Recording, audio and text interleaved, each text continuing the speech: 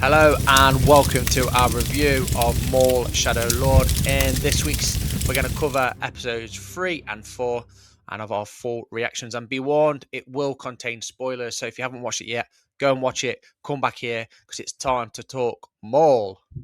Yes, and just to recap real quick, we have seen episodes 1 through 8. So again, there won't be a ton of speculation as to where things will lead because until we get to episode 8, we know where things are leading, and we're not trying to give anything away. So just kind of keep in mind that this is going to be kind of a recap, and it's going to be about the themes and the things that happen in these episodes. It's not going to be about what do we think is next, because right now we know what is next. Correct, Amundo. Even for And a massive thank out as well. Thank you to all the listeners and fans of the show. Again, love reading your comments. Keep chucking those in. And a massive thank you again to Disney and everyone behind the scenes there for their hard work and for also helping us out with these special screenings that we got. Right, Jimmy, first one, chapter 3, Whispers in the Unknown. Go for it, buddy. written by Julia Cooperman. And we get another beautiful cityscape. I feel like all these episodes so far. I'm gonna look at my notes for number 4 real quick. I think they all kind of start out with like pictures or Yeah, scenes of Janix, really making it feel like a planet that's been there for a while. I feel like we've been there for a little bit, but we get a lot of the horror from that one trailer. We get a ton of that in this episode. So we have a nice little tea party, right? It starts we out, do. Devin escapes in episode 2. She gets herself freed, and then she's welcomed into this room, and there's Maul having some tea, and he's got a lightsaber sitting down. And I put Maul tempting her like Palpatine tempts Luke in Return of the Jedi with the lightsaber just sitting there. Yes. So he wants her to go for it because he wants to fight with her and challenge her. And so in that scene, he recaps his issues with Palpatine. Yeah. And then we kind of get that horror element again because he's not forcing her to stay. We all know he's kind of volatile, and we're just kind of waiting for him to snap, I think. Yeah, no, 100% agree. And you see it throughout this entire series and episode, like you said there. I think everyone that talks to Maul and what we've seen so far in the 2 episodes, you are on like an edge, like you're treading on eggshells around him because you don't want to upset him and you're waiting for him to snap. I think that's a really good analogy. Um, yes, as well, we do sort of see, the teachings of Palpatine, how he's trying to pull Luke over to the dark side, and you can see it coming through Maul as well. I think it's really interesting as well, is like you said there, that opening scene where she gets out and she just sees Maul sitting there with a lightsaber. Um, and again, it's very reminiscent of Return of the Jedi, where Palpatine is like, take it, strike me down. And Yeah. you can see the Sith, can't you? How they work is they want to try and get the hatred and the anger out of something that's pure and peaceful, and then they'll just latch onto that. So, overall reaction for this episode, first impressions and feelings, Jimmy. Oh, the first time through this, I was like, whoa. I mean, it's just so much connection to what we've seen already, and they're doing it in a new way. So yeah, I really enjoyed this episode moving like right off the bat. Like this is a great cold open. Yeah, yeah, same. Absolutely enjoyed it. Again, like you said, there's a lot of call-ins to other tie-ins as well. I think the tone of the episode was very, again, it's carried on. You've still got that horror, that suspense. And one of the big things that stood out for me is how he broke her down. Because we do see, for the first episode, she is quite fragile. She's like a young teenager, so to speak. But you do start to see the cracks appear, let's say. Yeah, for sure. I mean, he has some lines that we'll talk about. He kind of starts again, he was doing it in the second episode, and he's sitting there trying to get under her skin and I think insert doubt, but Mm, he's not doing it in a way that's like, she knows what he's doing, but even if you continue to say things, and it's smart. It's kind of like Chimere, what he was doing to, was it Osha? Um, so it makes sense, and then just and I think he also gets it too. Like he can see from like, I mean, because he's been betrayed and left, and he had all this power, and then he had nothing. So he's been in this position where he can kind of really knows how to get to people, I think, and he yeah, comes across like a if you didn't know who Maul was, and you just saw these scenes of him talking and being caring and stuff like that, like, he might fool you Yeah. if you didn't Yeah. see him in the hallway. As long as you didn't run into him in the hallway, I think you'd be alright. Yeah, no, I totally agree. Um, Again, on to the next sort of topic is themes and ideas. What is this episode about? I think we've already sort of touched on that anyway. I think Yeah. this is a bit about Maul, a bit about his history, but it's more about breaking down that wall that the Jedi have, and looking at the cracks, how they appear, and how easy it is to just take the power and join the dark side. Yeah, I think so, like, where's your dedication? Who's your dedication to, right? Because I think Yeah, we get Lawson at a game for his son. He only stays there for about 5 seconds, and we've already seen that relationship is hectic. Those tropes, the cops that work too hard, kind of thing. And then you see later in this episode, you're going to see Docky and Devin kind of have at it, and even Docky and Lawson have a conversation. So there's a lot of like just kind of like setting this tone and these different groupings being put together. I like it. yeah. No, totally agree, and that's another very good point as well. This whole episode isn't just centered around Maul and Devon. I'd say it's probably the eccentric of it. However, we're starting to see cracks appear in other people's relationships, like you mentioned there with Lawson and his son.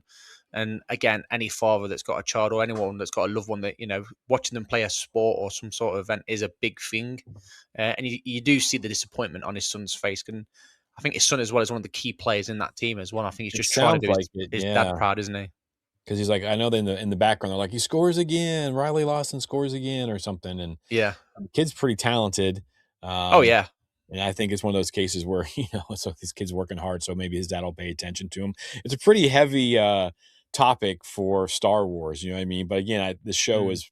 is more adult than things have let on. So or have been in the past, I think. This is more of an Andor level uh underneath kind of thing than your typical silliness, because there Yeah. really hasn't been anything like Spybot's the only thing in this that's really kind of funny, and usually it's him being wanting to be violent towards people. Yeah. We're like, "Ha, ha, ha, ha, ha, murder Yeah. robot." I don't know why people love these murder droids so much, No, no, I think you Spybot know? does steal the show in this. Yeah. Um, in terms of connecting it to the wider Star Wars saga, again, I think you've touched on it perfectly, brought out straight away, is the connection that Maul still has to Palpatine. Palpatine still, regardless of everything he's been through and taken from Maul, he's still got a pull on Oh, Maul. he's living rent-free in Maul's head. Oh, 100%. I mean, And I think that shows the power of Palpatine as well. And you know, we know at this point, obviously, how cunning he is, how smart Palpatine is. Palpatine's like 5 or 6 moves ahead of everybody at this point, yes. and Maul and everyone else, even the Jedi Order, are still trying to play catch up, and they still can't even get close to Palpatine. Yeah. I wish they would give us a little bit more insight to what Maul was thinking or planning, because to me, it just feels like he kind of like I know he keeps saying, "Well, the Force this and the Force that," but it feels to me like he's like winging it most of the time, and then or he's not a very good planner because things always seem to go haywire for him. Like everything we've seen him, the Shadow Collective from Clone Wars and all these things, and everything just seems to blow up in his face. Yeah, Siege of Mandalore, like all this stuff. He's powerful enough to give himself out of things until he's not when he meets Kenobi at the end, but he just gets himself in a lot of situations that I feel like he could probably avoid if he was a little bit more, whatever. But I guess that's not really his strength. no, no, I So totally agree. I think short term planning is a big strength of his, and is more reactive than he is proactive in terms of, like you said, he reacts more than planning for the long term, and that's evidently clear. A lot of the stuff that we've seen up to this point as well, including this episode, is more reactive stuff. I think the getaway was perfect, obviously in episode one, but he's obviously come across Devon, and now he's again reacting. Hasn't really had a long term plan as yeah, such, or he hasn't really thought it through. yeah. I mean, he talks about making her a weapon, and then we see that again in Rebels. Like I know we don't know that. Like as an audience, you're not supposed. I mean, I guess we do know that, but like it makes me wonder where this episode, where this show is going to go because, he talks about molding her into this weapon in the trailers. He says this, so it's not giving anything away, and he has a kind of a plan to kind of like not force her into it, but kind of like sow those seeds of doubt, like Chimera and Palpatine. So yeah, I just don't think he sometimes. he doesn't handle it when things, he's patient for so long, and then he just turns to the double bladed lightsaber. He kind of turns to that. But Yeah, so yeah, I think he has some really good lines, and we'll just kind of talk about that because yeah. this episode jumps back and forth, and I kind of wish. I'm glad we got other characters, but I'm kind of wishing that like it kind of reminds me of like Kenobi, where like at the end of that series, they kept jumping from like Kenobi to Riva to that, and it kind of pulled away from like that big fight with Kenobi and Vader. Like I Yeah. want to see that big fight, and I want to see this. I mean, I know it's television and stuff, but um, he sits there and he tries to scare her. He starts talking about the Inquisitors, Yeah. right? So he Yeah. starts to put like, are you going to be strong enough to defeat the Inquisitors when they show up? He trying to He starts talking to her about the Jedi Order as well a lot, doesn't he? Yeah, he's like, "No purpose, no hope. Yeah. You squander your gift, refusing your call to fight. Your life is in ruin. Yeah, and like, um, so he just all these negative things, and as a teenager, even hell, as an adult, you would be like, I can imagine like everything he's saying is probably the stuff that Docky is feeling, but not willing to say out loud. And then, of course, Docky has years and years and years of practice controlling his emotions, but Devin does not. Exactly. She's been in this bubble of the Yeah. Jedi Order. Yeah. So, I mean, and that's the thing too, is you've only seen Maul do that. I mean, although he did convince Ahsoka, but she had major doubts with the Jedi Council. And of course, um, Ezra doesn't have the Jedi Council. He doesn't have a lot, so he's an easy target as well. But like Devin's kind of like ripe for the picking, really. Yeah, massively. And again, that vulnerability of those emotions are still raw. Daki, like you said, there's a Jedi master to an extent. He can control everything, etc. Maul and him, they know that. But I think Devon is ripe for the taking. And like I said, the cracks start to appear. He plays on her emotions, her feelings, her thoughts.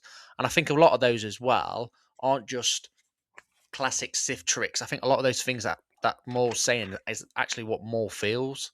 I think that's what gives Maul his anger and his hate. So I think he's trying to find common ground between him and Devon and then jump on that. Yeah, and he's testing her throughout this. She does eventually grab the lightsaber Yeah, and swings at him, and so you got this whole fight. And those are things I said. He's saying to them as he's like appearing and disappearing and doing that whole horror element, which is yeah, really interesting. mind blowing. And it could really be like, it shows you that like I'm glad Star Wars is leaning into this horror side of things a little bit, and that it probably would work as a movie if Yeah, they wanted to. Somebody getting chased, like they talked about doing it with like K2SO and Andor, like that'd be scary, you yeah, know. But yeah, so there we had that whole storyline going, and then we'll kind of talk more about that when we get into episode 4. But she does end up getting away from him, and he kind of just like, all right, she'll be back, or he knows he's going to have other opportunities, whether he just trusts in the Force has shown him this. He's very patient with her. yeah, yeah. And I found So that a little not unusual, but it was off. It was strange. It's a different approach from more than what we used to, rather than a yeah. smash and grab. Um, Well, I think part of it, I think he doesn't feel like he's in a hurry because he doesn't feel mm, threatened by anybody. yeah, Right, because he doesn't think anyone's gonna call the Empire. I mean, he doesn't want the Empire there either, but I don't think he thinks anyone's gonna get the Empire involved that he's been surrounded by so far. Because in the next episode, which we can talk about, I mean, he tells Lawson, like, "You don't want the Empire here either," like, so he thinks he has more time than what he does, yeah, because he does start to lose his temper a little bit, yeah, um, in the at the end of episode 4, so we'll get into that. I don't think anything like I don't know, Docky follows, Brander Lawson around. He's kind of, we're just kind of seeing a day in Lawson's life, and he's like, "It's not easy being a lawman on Janix, is it?" He says to him, and then Lawson kind of says to him, like, "Yeah, you don't want the Empire here any more than I do." So Lawson kind of hints that he thinks he knows what that Docky is. is, Yeah, he without does. coming out and saying it. Um, but we don't get a ton. Like a majority of this is uh, Maul and Devin, and then Yeah. there's just some stuff to break up, kind of that, and Two Boots. He gets into that, I said Two Boots to the scene of the crime. He goes in and checks that warehouse. All heck breaks loose. And I said this is proof that a cop show could work in Star Wars. Like I Oh, feel like 100%. 100%. I did say though, how would it enhance the lore? Would it really benefit Star Wars? You know what I mean? Like you just had a cop show set on a planet like Janix. What does it do for lore? Like what could you Yeah. pull in? So See, I think that's the important thing about shows and series and et cetera. What we get is, I think overall, it has to add to something to do with the lore. It can't just spin off and do nothing at the minute. So I don't yeah, think I think that's what the whole new Star Wars movie, Starfighter is going to be about. You know, it's a completely different view aspect. I mean, even Skeleton Crew, you know, that even tied into the lore. And just going back to like you mentioned there with Daki and Lawson, what we see with Maul and Devon is the exact same between Daki and Lawson. Don't forget this Jedi needs allies as well. And again, they have that conversation about how difficult it is for law and order, etc. That's just Daki finding common ground again to certify to get an ally. So it's two completely different approaches, but they're both after the same thing. yeah. Um, and again, I think that's the undertone of this whole episode is how both the Sith and the Jedi operate to get allies on their side. Yeah, because I mean, Docky disappears on Lawson a couple times in this episode. Yeah, Like it does he's the there, Batman he's thing. not there, and not in a scary like he's gonna murder me kind of way like Maul's doing. But he does do it to him a couple times, just there and gone. I kind of wonder if like at first, and I know again I've said this already because he's wearing clothes and stuff, but like at Yeah. first I thought was this guy like a chameleon, like he can just disappear or something. No, yeah, But I was like, yeah, well, he guy's wearing robes, that stuff wouldn't disappear. So um then we get Vario, communicating with Mark Krim of the Crim, Pike yeah, Syndicate, who's running the Pikes now. Um, and this is what I wonder. Oh, I guess we'll get into that next episode. But I put here, not sure why Pikes or anyone from the collective feel safe. They know what Maul can do, right? So like it just Vario and Demas, we saw them in episode 1, and they're like, "Oh, I can't be him." Blah blah blah. And, if he's after me, he's after you. And then they kill was that in this is that in the end of episode 2 where they clean house in that yeah, they clean yeah, house and that Pike ship yeah, gets brought down and they're like, "Defend it." And they're like, "Defend it how?" Like, yeah, you're gonna get torn to shreds. Like, you yeah. can't fight this guy. And I just wonder I just wonder, like, why? And I know that something happens. I don't wanna say that, so I'll just wait. Yeah, no, I get what you're saying, but I think because the galaxy is so big, if you're always living in fear, you're always watching your back. I think at the end of the day, they're Yeah. all trying to make sure that all the security procedures are followed, etc. So when obviously more does appear, it's like, well, we either fight or die. So Yeah. And then that's kind of really it. Two Boots tries to go over Lawson's head to get the yeah, Empire here again. I still don't like Two Boots. still not a I'm not, fan. not a fan. Um, See, but this was unusual for me that Two Boots went to do that as well because it sort of went off character quite a lot. Because I thought Two Boots was really loyal, down to the ground loyal with Lawson, but then yeah, they attempted to let the Empire know. like Circa Venom was kind of weird, I thought. Yeah, it did change things quite a lot. Um, we've sort of touched on the characters' deep dives, but I think some of the important things that we need to cover is the key choices that they made in the episode, and I think the biggest choice is why did Maul let Devon just go? Do we think yeah he has a plan in the long term, or we'll see her again, or Yeah, I mean, it's hard because I mean, I feel like in that episode he believes that he's going to have another opportunity, or that his words like they need time to like soak in because this is like a movie kind of where it's not like whereas Andor and like 5 years have passed or a year has passed. This is she gets out of that tunnel, out of that container in episode 2, and then right into the tea ceremony. So I think he knows that she needs time yeah, to kind of sit on the stuff he says, and he also wants to show her, like in that lightsaber battle, that how powerful he is compared to her, and I think he just wants that to soak in for a little bit. yeah. Plus, where are they going to go? Like they don't have anything, and I think he realizes that too. Yeah, no, 100%. And then again, that scene where he's disappearing into the shadows, coming out, disappear, like that is unreal. Like the suspense, and we know obviously Moore could just take her down pretty much Oh quite yeah, she's easily. toast if you want. Yeah, I don't believe that she was holding her own. No, He was just absolutely testing not, her. absolutely not. So But I think one of the key takeaways from that is that she has had some training up to this point. She isn't a complete novice with the lightsaber. She definitely can't hold her own against Maul if he went No, full power. no, That's evident to see. yeah, But I yeah. think No, I why do we think he's after Devon though? As an apprentice, as a tool? Well, that's the thing is I wish that they would either show us his visions, like if he's having these visions, like Yeah, like in Clone Wars, we hear the visions, like we hear the stuff that in his mind. Yeah, because he hears all the like when he's in that box on the in the Imperial cruiser starship. yeah, He's in that uh, Mandalorian containment unit thing for Jedi, and he can yeah, hear everything happening, and we can hear what he's hearing, and we yeah, don't get that. He just like, "Oh, I've had another vision," or Rook says, "Oh, you've had another vision." So we just kind of have to trust that, like whatever he's seeing, um, he thinks is the right thing, and yeah, I guess we have to kind of wait and see. He's confident in what he's seeing. yeah. Because there has to be an underlying motive, obviously.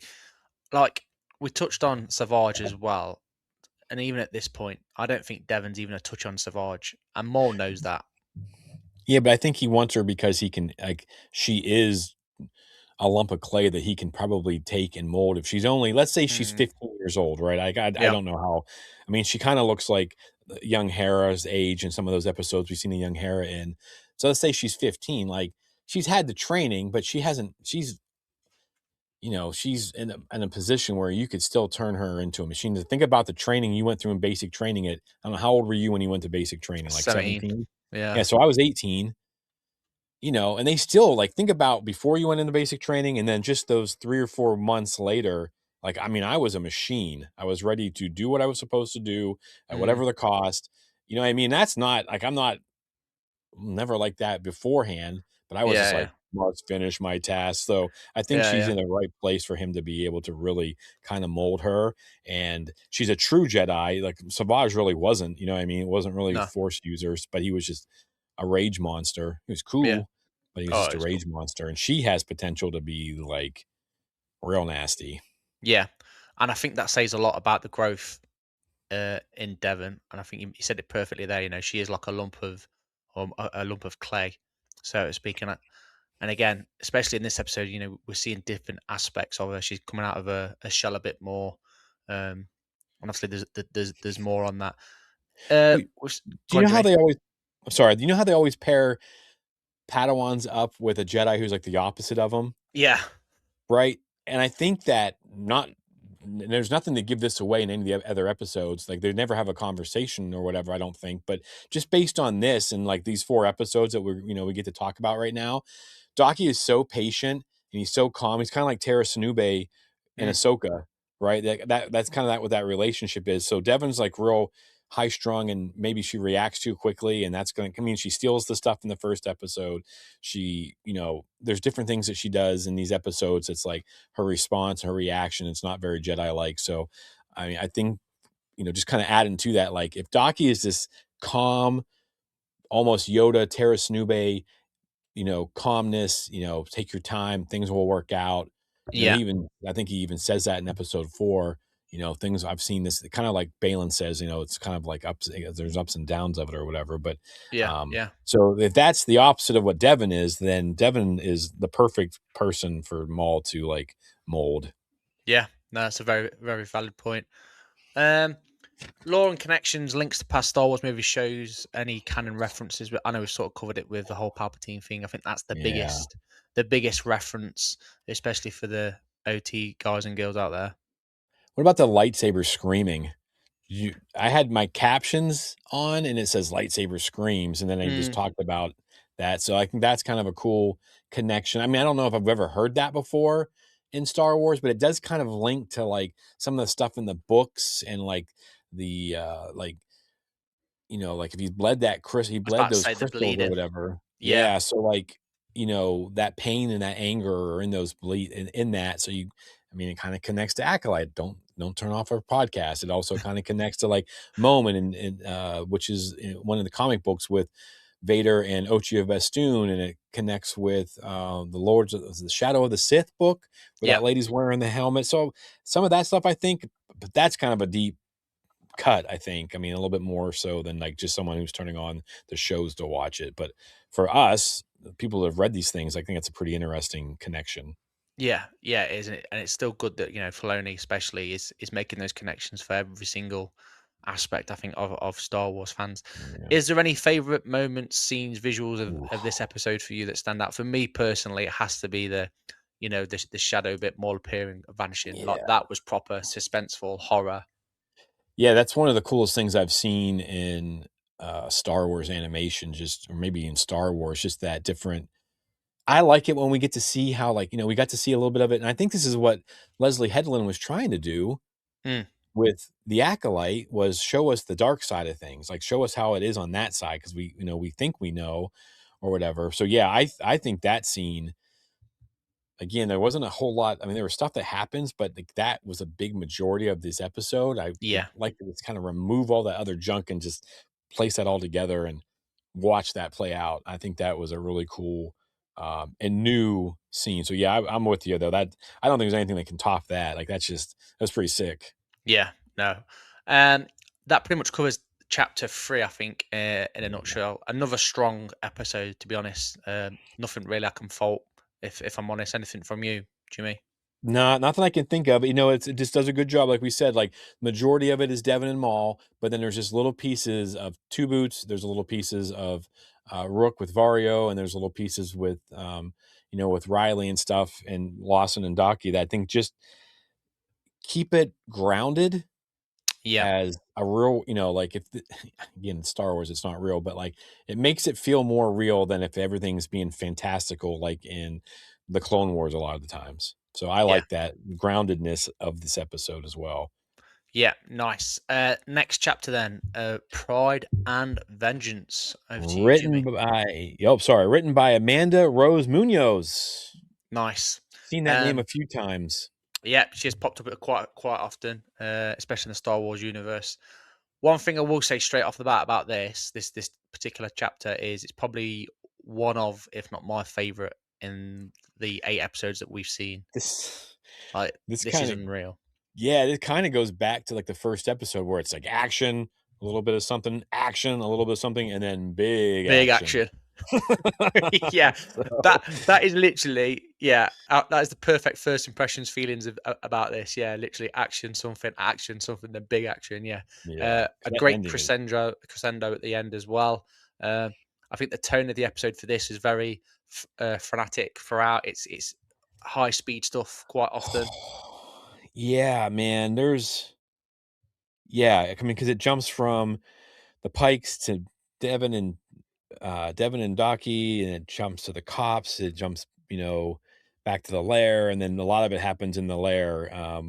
And then, of course, we get the ending, which is pretty exciting for people who don't know what's coming. You could probably guess how the way this episode ends, Yeah, and the music too. Like I know we didn't talk about it yet, but like, the entrance of Maul, and then how this episode ends with that music. Just like, oh, it's crazy how those can incite those feelings in people yeah. you know, but yeah.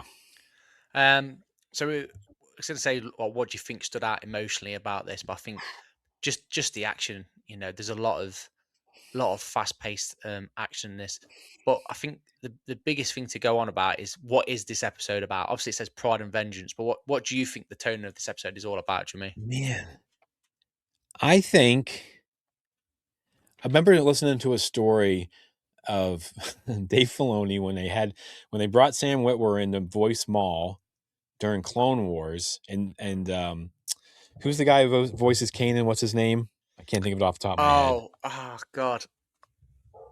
Michelle's husband. I can't think of what his real name is, but um, so he purposefully, Sam said, put uh, Taylor Freddie Freddie Prince Prinze Jr. Jr. Yeah, so he put Taylor Gray in the middle, and he put Sam on one side, and he put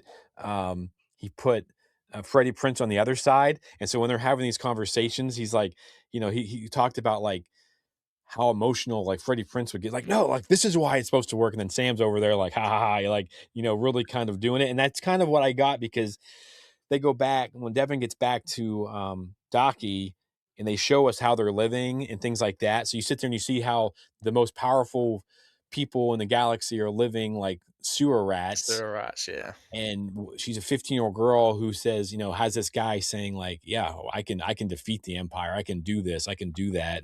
Yeah. And so it's yeah, I think that those seeds are being planted in this episode. Does that make sense? Yeah, yeah. It's sort of like false hope as well, in some degree. But again, it's just showing the vulnerability that Devon has.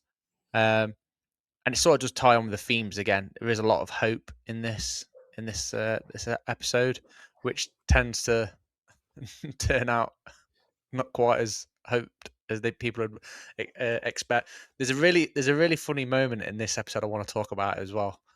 Completely going off the script here, Jimmy, but I think it's this one. Or it might be even the third one. But Lawson gets back from a shift. He's driving back from a shift. He has his coffee, and he's like he's just finished his work shift, whatever. And then he has the call, and then he's like, "I've got to go back to work." It's like this guy is doing like a 24-hour shift. Yeah, he's burning the candle at both ends, I guess you could say. Yeah, But he has a son. We know that mom is an imp, and she's on Coruscant. She takes a job, yeah, yeah. or whatever, and then 'cause we saw that in that when he was talking to her. Yeah, it's curious. It's like why Riley's not on Coruscant with his mom, who can give him probably. I mean, she's probably working as hard, but like the Empire has these set hours, and you probably work your shift, and then Then you're you're meant to go off. back Yeah, to your little. I just think of like um, Cyril and his mom, and on Coruscant or whatever it was. yeah. You No, know, I totally agree. And I think at this point as well, it's evident that the mum is the imperial sympathizer, whereas Devon's not that keen on him. But they both want him to succeed and just continue with his education and live a nice, normal, quiet life. I think that's the goal for both of these parents. yeah, and you're talking about themes and stuff, and like there's a one quote where Dockie's talking to Devin because she wants to go get Maul because he wants to leave. Yeah, yeah. And he goes, "Do not let your judgment be clouded by your need for vengeance." So there's the vengeance part of it. And the pride, probably, I think the cops, because like they're idiots for going into this. They've already got their ass whooped inside their own place, and now they go into a building or whatever where they think they've got them, and it just More people just means more death. Like it doesn't mean you're going to win. yes. So, but yeah. We Anyways, need to check the more body count as well. We need to get that going. yeah, we click, click, click, click, click, click, click. Yeah. So yeah, on this episode, like we mentioned, Pride and Vengeance. So ultimately, there's a lot of action in this, but it all boils down to Lawson saying, keep the Empire away. He goes to his like supervisor or his boss. She's keen to get the Empire involved. Chief Even Kleiss, I think. Yeah. yeah, and he basically says, "No, I've got this. Don't worry. I'll take some more droids, take some Yeah. people, resources, and I'm pretty confident I can take down the Shadow Collective." But Yeah. at the same time, obviously, we've got Daki and Devon. They track down Maul as well. So again, like we've mentioned, Devon's keen on taking down Maul. I think Daki at this point is just like, I'll go with it, but protect Devon. I think is um, his main concern or priority at this moment in time. But yeah, there's the big scene, the big standoff, if you like, isn't there? Yeah, so we'll kind of get into that, I guess. I did have a question about the opening, right? So the opening is pretty cool Yeah, because they trick everybody. Um, but then are we ready to like, kind of talk about that? I don't know. yeah. Go on, let's far So into that. yeah, so like the opening scene's pretty cool. They land. I can't remember what the planet is. I don't know if I wrote it down or not. But um, Vario to the Pike planet tries to warn the Pikes, and then he blasts them, and you think, oh man, like. Did you think it was Maul when he did that? Like, did you think that it was like the trick? Like it worked? Did it work on you? I guess like it worked on the Pikes because I kind of feel like it did work on me for a second. Mm, Um, but then Maul goes in there and shows up and just annihilates everybody. And we kind of get a backstory that Krim and those guys, like he went to Krim after episode 7, after the for end of help. season 7, Clone Yeah, Wars, and yeah, he tried to kill him then. yeah. So that'd be interesting to see that. I don't think we're getting that in the comic though, because the No. second episode has come out, and it's more a backstory between Vario and Demas. Yeah. It Okay. seems like that's what that comic's going to be about, and Lawson as well. But he goes and kills everybody. Everybody else that's still living bends the knee to Maul. He puts this guy named Colt, I think was In his charge. name, in Yeah. charge. This is my question though, and I know that as far as when we get to down the road in like Solo and stuff, Dryden Voss says we have a delicate balance between us and the Pikes, but by that point, wouldn't Maul be in charge of everything? Like, if Colt is listening to Maul, so there's just something that Yeah. No, I get it. maybe a I little think bit of canon misconnection, maybe I don't know. maybe, but I think that's what he's ultimately trying to do is rule the underworld completely. Sort of like Fett to a degree, because he's got those connections. And look at when he takes over when he absolutely annihilates the Pikes, he says to Colt, you answer to me now. That's it. There's no like, there's no terms and conditions. It's literally you do what I say. You carry on running everything, but you answer to me. So he doesn't really change anything apart from the hierarchy. And it's like normal jogging. You carry on doing what you're doing, but when I Yeah, say jump, you jump. yeah. So yeah, there was that opening, and then we moved into the next scene, which was Devin and Docky together. Yeah, And he's like, "How'd you escape?" And she just kind of blows that off, like doesn't want to say that, like he let her, doesn't want to tell her. She's already hiding stuff from him. So yeah. Jedi, right? Hiding things from each other. Like just talk about what's going on. But even at this point as well, I'm still not convinced the Master and Padawan. Whether it's just two Jedi that have managed to escape 66 together and found each other. Hmm. I don't know. I think she calls him master though. Hmm. So I don't know. I'm not I'd like some sure. more. I'd like some more backstory at this point. I think on them. Yeah, it would be interesting. Maybe if this is successful, maybe we get some kind of flashbacks or something. And we can see, that. And that's where I read that quote. But they're living like rats. They crawl down underneath this crate, and they're living in like this nasty area. And you Yeah, have all this power at your hands, and you're not doing anything with it. You're living like a scum rat or whatever. yeah, You can see why that would get to a young teenage kid. And that's where he says, "Don't let your judgment be clouded by your need for vengeance." And then I wrote down, Docky is like Kenobi at the beginning of the streaming show. He's like lost and afraid. Like he reminds me of Kenobi, where he's just like, you know, yeah. So, I mean, he hasn't cut himself off from the Force like Kenobi did, but he No. just seems kind of whipped. But it's also like that's a pretty big life change. Like you've Oh, lost massively. everything. So, And to be fair, even with Ducky, even at this stage, we haven't seen him panic. He's very mm-mm. cool, calm, collected. But like you said, they're already hiding secrets between each other, and I think Maul knew this as well. I think Maul wanted this effect to happen, Yeah, maybe he could feel it. I to don't make that know. riff, to get the cracks wider, so to speak, so it's easier for him to infiltrate and pull Devon away. Ultimately, I think that's the goal. Yeah, for But sure. yeah, it is a bit of a heart wrenching scene seeing them live like sewer rats. Yeah, you don't want to see your heroes living like that, but you also think, "Uh-oh." I mean, I wouldn't want to do that. And if I had someone who's like offering me a better life, it'd be hard to pass it up. Like we all say we could do it, Yeah, but when it go ahead and comes down try it to and it, see how yeah, long it lasts. yeah, We get back at the cop HQ. We get a big scene where Lawson gets a tip from Uncle Docky. yeah. He's like, "I didn't know you had an uncle." Lawson headed to capture Maul. Two Boots tries to contact the Empire, and Lawson shuts him down. And I think So we that's got a a little big tension building between Two Boots and the. Yeah, I think that's a big moment in this series because again, like I mentioned until the last point is you do think that Two Boots is extremely loyal and vice versa, but evidently not. And I think Lawson's the classic Hawaii '05 police. I'm going for the medals. I know what I'm doing. Back me up. Yeah. So yeah, and then it kind of yeah. I just it's weird though because again, Two Boots doesn't make sense to me because he's not following some protocols, but he's following these protocols. It does Yeah, seem like a minor.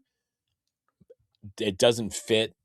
I Like know it what you I mean. know that he's a character pushing the story forward, and he does at the end of this episode, but Why aren't the other droids like that? if I had one complaint, it just Two Boots' personality doesn't it doesn't work for me as well as I hoped it would because I just feel like he's he's not consistently Yeah, I know what you mean. like you can't let these things slide, especially as a droid. Like I see a human, like we do that all the time as humans. Like we have, a double standard, but like I don't think droids have double standards. Like, No, and that's a very good point. And I think, and again, people watching and listening to this now is mark this moment that Jimmy said this, because it does make sense that this droid, unless he's got a bit more different programming, it doesn't make sense that he's different to the other droids that are similar builds, etc. yeah. To him. But yeah, we finish off. Well, not finish off, but the last big scene, if you like, is the standoff in the warehouse where again you've got Maul, you've got Devon and Daki, you've got Lawson. They're all looking at each other without them seeing each other to a degree, saying, "I've got them. I've got them." Yeah, man, this is we get some comedy from Spybot. It's like about time. Like they're waiting for the cops. Yeah, yeah, We have a setup. Like this felt like a halfway through the series kind of thing, and it's not. But yeah, you had Devin and Docky waiting and hiding, and you have like this whole fleet of cops showing up, and there's a whole scene where um Maul, the hologram of Maul offers Lawson a deal so and it, nobody gets hurt. this is He what I goes wanted there. to ask you, right, Jimmy? Now put yourself in the shoes of one of those cops. You've just rocked up with Lawson. You've gone, right, I've got this. Moore's rocked up. He said, "We've got you surrounded." You look up, you see Sabrax, you see Moore's hologram, so he's in and around the area.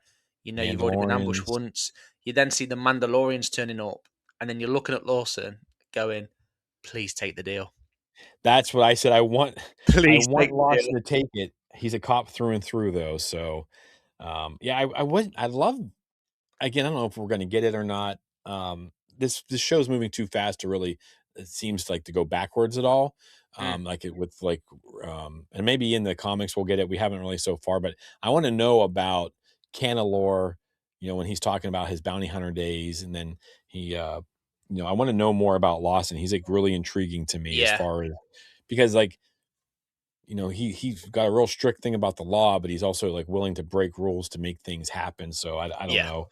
But yeah, I had in my notes, I want him to take it so badly because I just don't want but he calls him a man of honor and intelligence. So yeah. Maul does, he tries to placate him a little bit and says, I'll run my operations. Nothing will happen on this planet. We'll protect you. And he's like, nah, let's fight. Just, I just imagine the guys at the back going, "Oh They're my like, god." come on, man. Yeah, the It's droids are not like, yeah, gonna let's work. go. And then all the dudes, all the humans are like, ah, nuts. Yeah, I yeah, mean, so we got cops fighting Mandos and Zabrak. Cops getting hammered. Lawson sees Maul, goes after him. yeah. Um, and And then then Devon and Daki track him Devin and down. Docky face off with Maul, and that's a really good fight. Got some Brilliant. quotes. You survive, but you do not live. I I thought love that that. was a really good one. I'm not sure. I think that's for both of those two. Yeah, yeah, Um, it is your unwillingness to use your power that makes you weak. I feel like that's something like Palpatine probably said to a yeah. Jedi or something or W whatever. But yeah, you survive, but you do not live.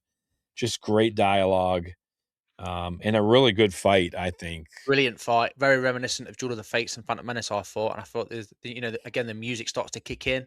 You're thinking, and again, sitting there as a prequels kid that's seen these movies and Phantom Menace being one of my favorites is I Yeah. started to see, flashbacks of Qui-Gon, Obi-Wan Kenobi Yeah. in Daki and Devon.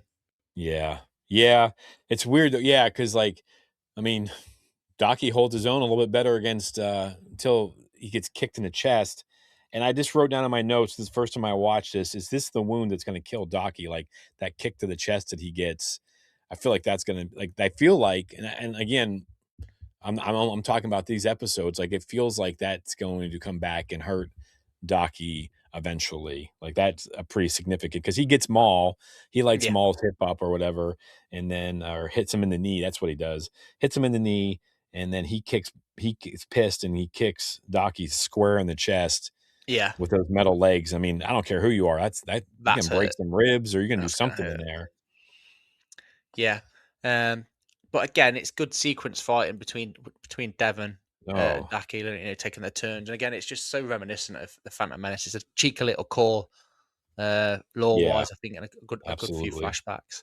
But no, Yeah, and I'm trying to think back to the music. It has been a while since we've seen these episodes, obviously. So tomorrow, well, Monday when this comes out, I'll be watching those episodes Yeah. when I get home, and I'll be curious as to see, like, look for the music to see where it It hits. does kick in. It has that crescendo, duh, duh, and then trails off into something else. Yeah. So we get that. Maul takes off because more people show up. And then the cops just get annihilated. I mean, there's so many people. And then all of a sudden, Spybot goes, "What's that noise? Uh-oh."